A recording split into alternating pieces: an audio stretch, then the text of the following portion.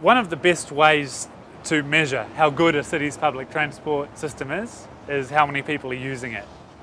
And back in 1955, Auckland had an average of 290 trips per person per year on public transport. By 2005, that had dropped to 39.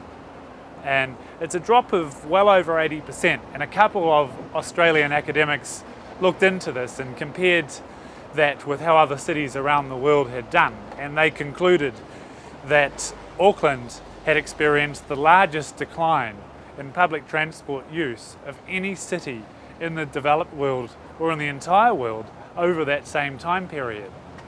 That's an incredible statistic, to think that Auckland is number one in terms of how we've run down our public transport infrastructure. In the 1950s, I think, was the decade that cars really began to invade not only Auckland but cities around the world in a big way. What happened in Auckland was that we then pursued 50 years of planning based solely around catering to the car.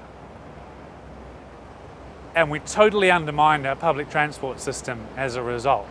I think what happened in many other cities was that they began to see quite early on that the initial promise of the car, if you like, that it would bring freedom to people within the context of the city, wasn't being borne out. And it was actually creating a lot of problems. It was clogging up the roads, it was creating demand for more roads, it was taking away space.